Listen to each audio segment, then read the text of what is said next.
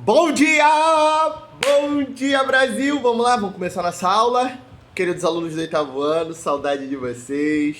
Ana Júlia, Julinha, Brenda, nossa querida Nicole, Milena, Maria Eduarda, Tiago, Felipe, meus queridos alunos, Isabela. Tô com saudade de vocês, mas infelizmente a gente não pode se ver devido à pandemia ainda do coronavírus.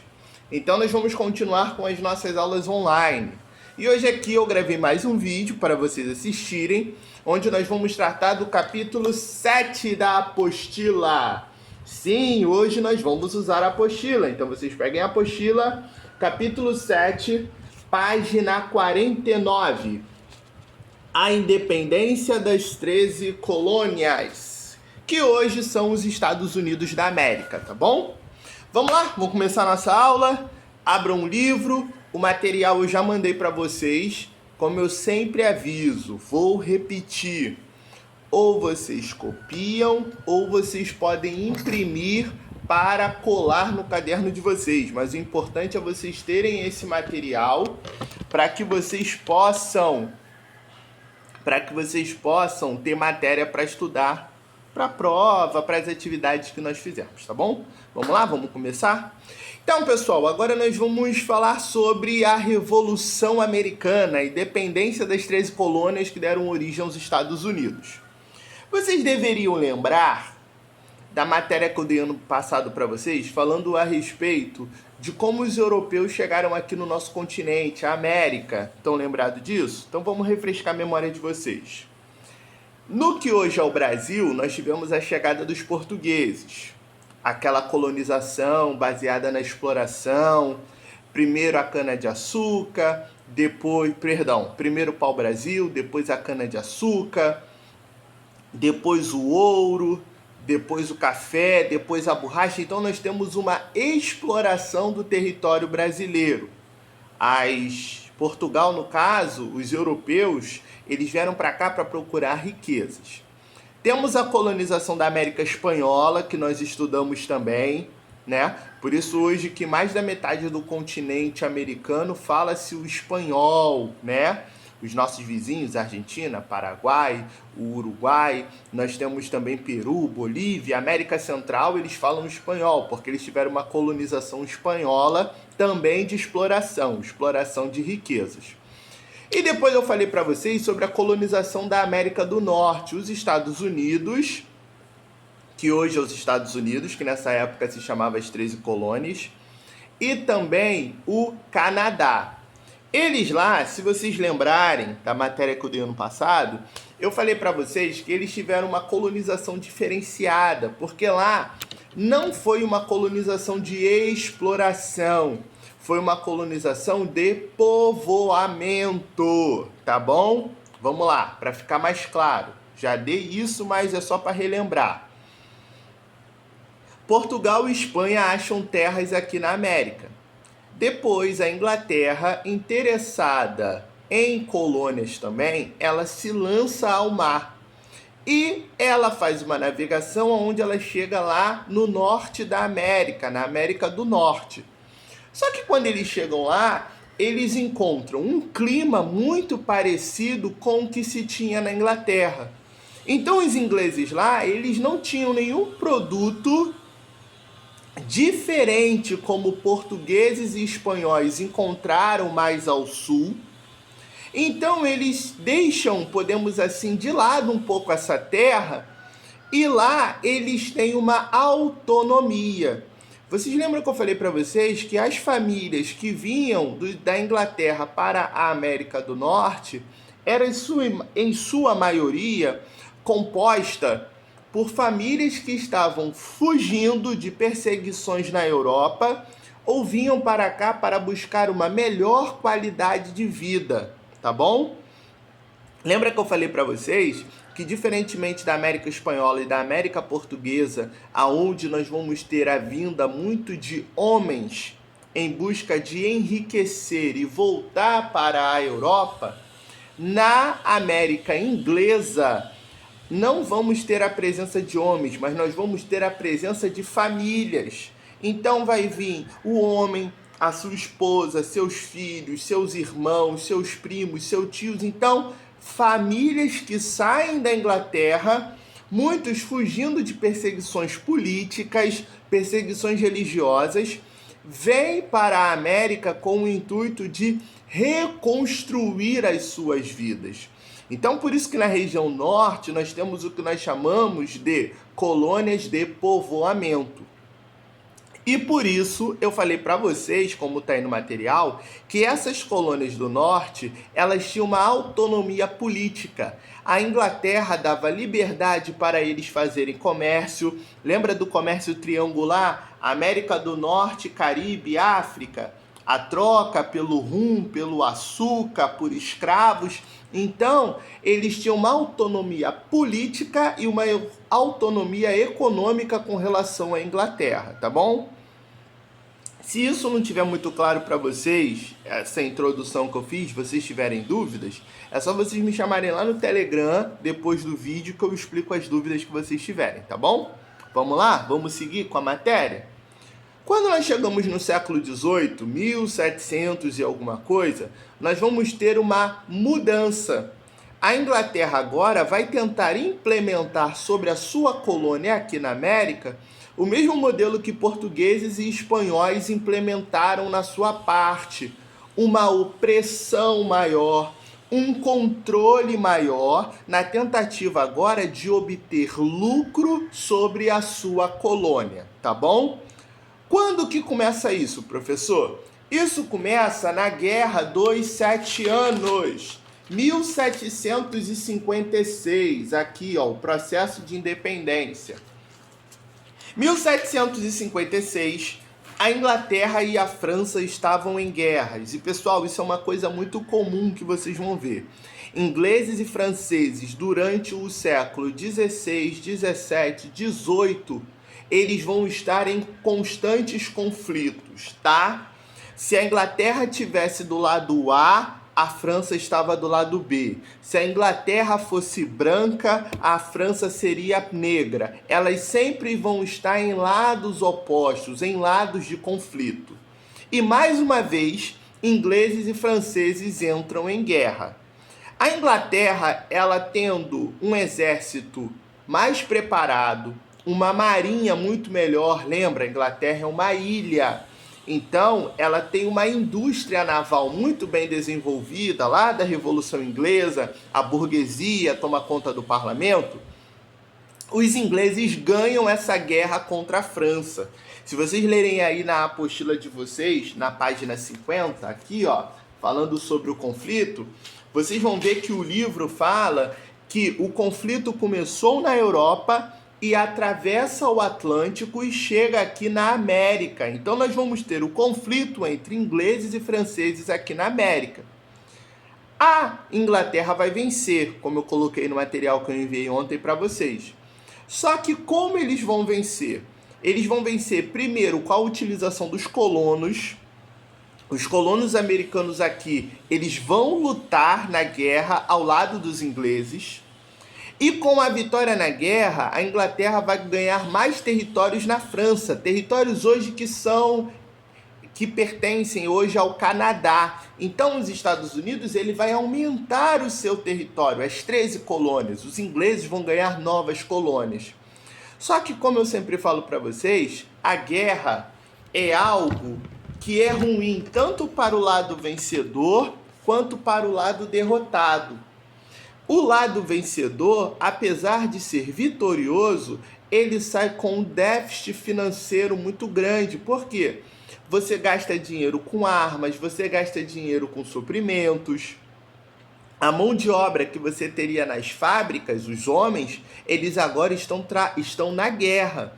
Então, no final da guerra, a Inglaterra, ela sai, podemos dizer assim, com muitos débitos, com muitas dívidas. E como é que os ingleses, então, vão arrumar dinheiro para poder quitar essas dívidas? Os ingleses agora vão mudar a sua relação com a sua colônia. Se antes eles tinham uma relação de autonomia, os ingleses davam autonomia para a sua colônia aqui, agora os ingleses vão mudar essa relação e vão ter uma relação metrópole colônia. Então agora os ingleses eles vão tentar tirar lucro da sua colônia aqui na América, que são as 13 colônias que hoje são os Estados Unidos. Então vocês percebam que um dos principais ou o principal motivo de mudança nesse processo é justamente a Inglaterra, que está com altas dívidas devido a mais uma guerra que ela teve contra a França, e vê aqui na sua colônia uma oportunidade de conseguir recuperar um pouco deste prejuízo, tá bom? Nós vamos também ter outros fatores. Um outro fator muito importante que eu coloquei aí é o iluminismo. Lembra os iluministas? A ideia de liberdade. Essas ideias iluministas, elas chegam aqui também na América. Lembra? O filho das elites que moram aqui na América, eles não estudam aqui na América. Eles são enviados para a Europa e estudam lá. Então lá eles entram em contato com essas ideias iluministas. Então quando eles voltam para casa, eles voltam com a ideia de liberdade e igualdade. Então, a ideia iluminista de liberdade influencia muito os colonos que moravam aqui na América, principalmente na América do Norte, tá bom? Tem outros fatores aí no livro, na página 50, aqui ó, causas gerais, que vocês peguem o livro aí, vocês podem até marcar, que ele fala assim, ó, o ato de proclamação, o ato do rei George que proibiu os colonos de ocupar as terras do Vale de Ohio conquistadas da França após a Guerra dos 7 Anos. Isso é muito interessante porque os colonos lutaram na guerra, mas não teriam direito a essas novas terras, então isso já deixou esses colonos irritados. A experiência bélica dos colonos, os ingleses vão treinar os colonos para poder participarem da guerra, então eles já tinham uma noção de exército. E o aumento da pressão colonial inglesa. Como eu falei para vocês, os ingleses agora vão começar a pressionar a sua colônia, querendo extrair lucro dela, tá bom? Vamos lá? Então, a partir de 1760, a Inglaterra começa a aumentar essa pressão. E a primeira lei vai ser a lei de 1764, que é a lei do açúcar. O que era a lei do açúcar? O açúcar consumido na América, ele vinha das Antilhas, comércio triangular, lembra? A colônia comprava esse açúcar lá nas Antilhas, transformava ele em rum, trocava ele na África por escravos que eram vendidos nas Antilhas. Então assim funcionava o comércio triangular. O que os ingleses fazem? Para que eles não comprassem mais o açúcar nas Antilhas espanholas, onde o açúcar era mais barato, os ingleses eles aumentam a taxa do imposto para que obrigassem eles a comprar o açúcar nas Antilhas inglesas. E aí o que aconteceria? O rum agora seria produzido com açúcar das Antilhas inglesas. Não mais com o açúcar das Antilhas, não mais com o açúcar das Antilhas espanholas. Então era uma maneira do dinheiro do açúcar, ao invés de ir para a mão dos espanhóis, irem para a mão dos ingleses, tá? Segundo, é a lei do selo. Todo selo em cartas, jornais, documentos oficiais seria cobrado pela Inglaterra. A Inglaterra não cobrava esse selo. Então, a partir de agora, os ingleses estariam cobrando valor em cima desses selos. Todo documento que você precisasse enviar tinha que ser selado e esse selo tinha que ser comprado na Inglaterra, tá? Depois, a lei do aquartelamento obrigava que os colonos ajudassem a manter as tropas inglesas aqui. Então, os colonos tinham que dar comida, dar proteção, dar segurança, dar casa. Então, as tropas inglesas aqui não seriam mais sustentadas pela Inglaterra, seriam sustentadas pelos colonos. Depois, por último não, vai ser o Ato Townshend, de 1767, que começa a taxar todos os produtos como vidro, papel, chá, todo produto que era trazido de fora era taxado pelos ingleses, tá bom? Essas leis, então, começam a aumentar a irritação, dos colonos aqui. Porque pouco a pouco, através dessas leis, eles estão perdendo a sua autonomia política e eles estão perdendo a sua autonomia econômica. O pingo dos is, a última gota que fez o copo transbordar, foi a lei do chá. Todo chá vendido aqui na América do Norte, né? Toda vez que eu falar América, eu estou me referindo à América do Norte, aos Estados Unidos, tá bom, pessoal? Então, a última gota para transbordar o copo foi: todo chá vendido aqui na América teria que ser da Companhia das Índias Orientais, que era uma companhia inglesa. Como eles têm o monopólio, ou seja, o chá que você compra agora tem que ser um chá inglês, o que acontece com o preço do produto? Ele sobe. E isso irritou os colonos de vez. Qual foi a reação dos colonos que eu botei aí no material de vocês? É o Tea Party, ou a festa do chá de Boston. Os colonos revoltados, pé da vida com essa situação, o que eles fazem? Eles vão até o porto de Boston. Havia chegado um navio com carregamento de chá. Eles tacam fogo no navio e afundam o navio. A Inglaterra enxerga essa atitude como uma atitude altamente prejudicial e perigosa, porque agora eles estão afrontando o rei da Inglaterra.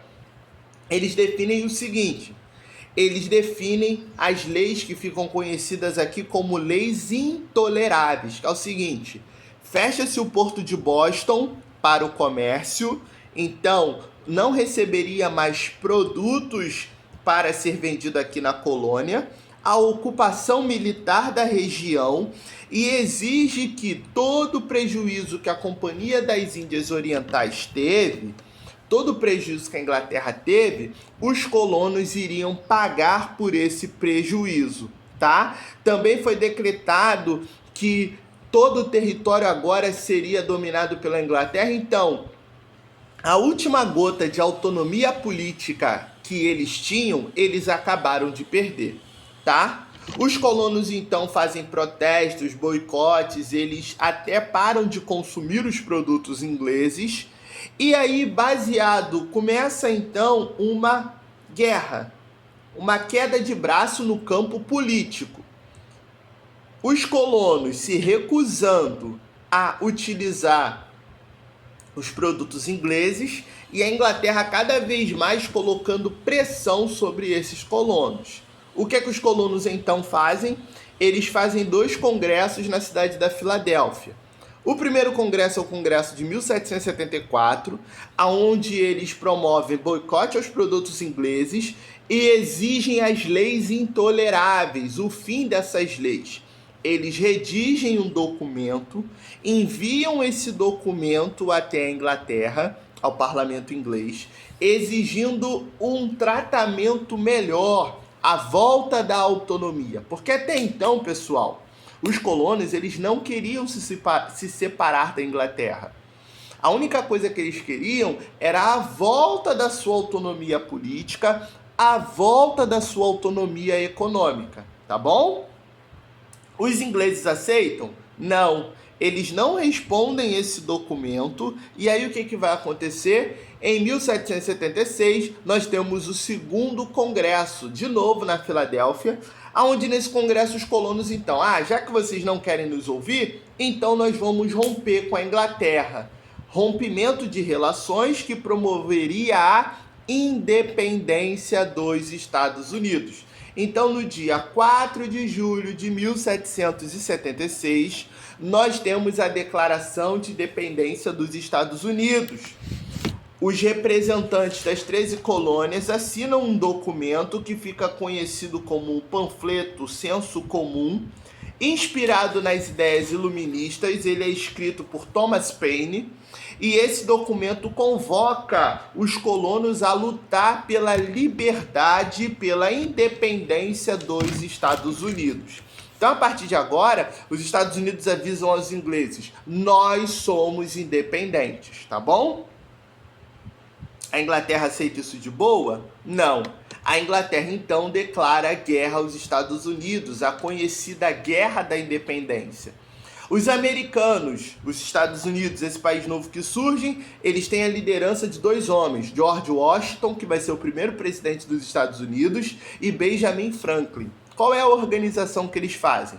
O George Washington fica aqui na América liderando as tropas, liderando o exército, enquanto Benjamin Franklin ele vai para a Europa na busca de acordos políticos. Por isso que eu coloquei aí, Benjamin Franklin diplomático.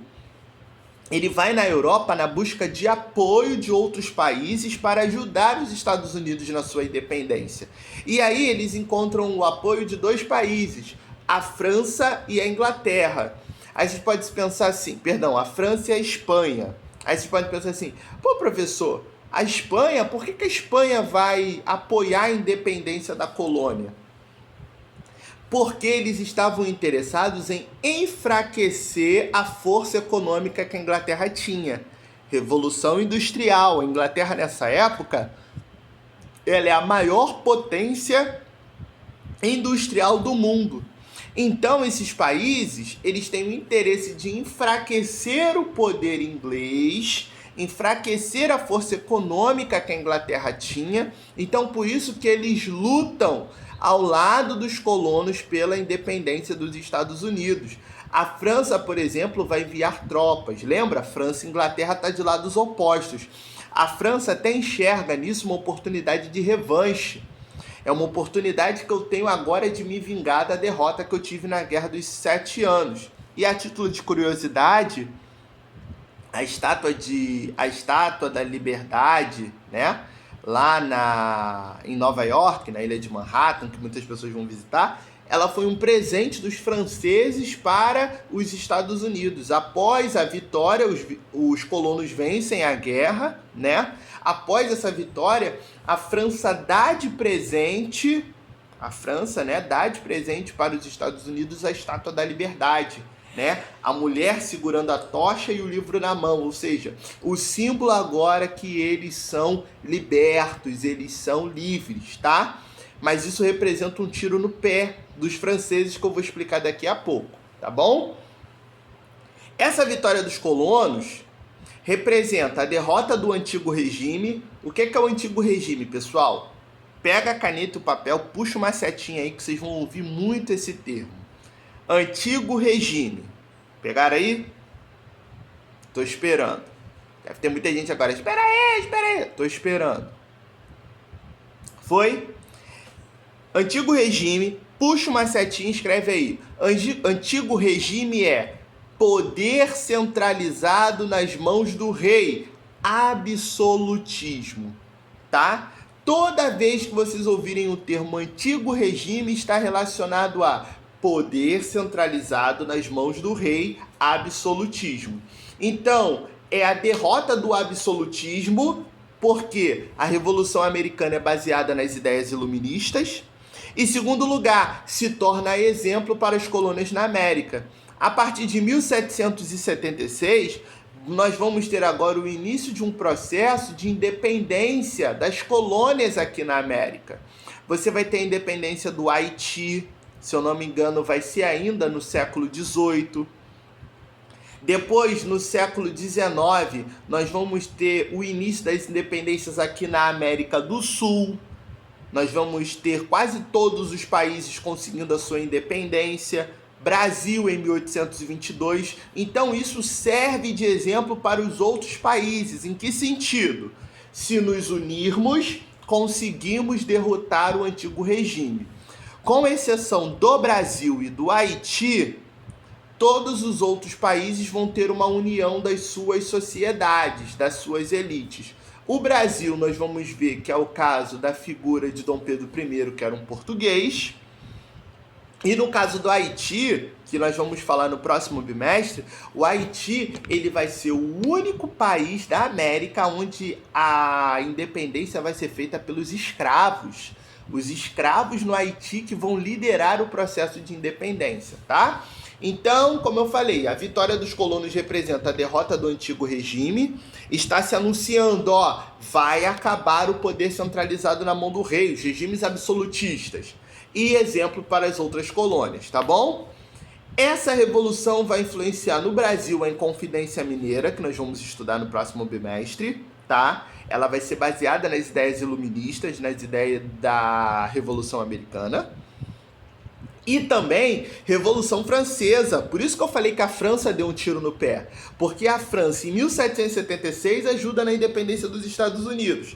Passados 13 anos, 1889, nós vamos ter a Revolução Francesa, onde o rei e a rainha vão ter a cabeça cortada em praça pública. Tá bom? Vamos lá, 1787 nós vamos ter a Constituição, a primeira Constituição dos Estados Unidos, e aí é título de curiosidade. Os Estados Unidos usam essa Constituição até hoje, enquanto o Brasil, só no período republicano, teve, se eu não me engano, 7 ou 8 constituições, os Estados Unidos utilizam a mesma desde 1787, tá bom? E ela é baseada nos princípios liberais e republicanos. Mas ela manteve restrições de liberdade, como a escravidão é mantida nos Estados Unidos, a escravidão vai durar até 1865 e mulheres, negros, indígenas e pobres não votam. Então, eles pregam princípios liberais só para as elites. Então, homem branco de elite, esse é considerado gente, esse é considerado povo.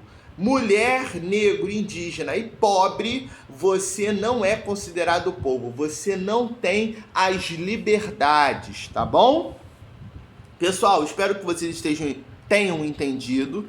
Se tiver alguma dúvida, é só me chamar lá no Telegram. Quem acabou agora de assistir esse vídeo, vá lá pro Telegram que nós vamos fazer as nossas atividades lá, tá bom? Valeu, Brasil! Abraço a todos, estou com saudade de vocês. Tchau!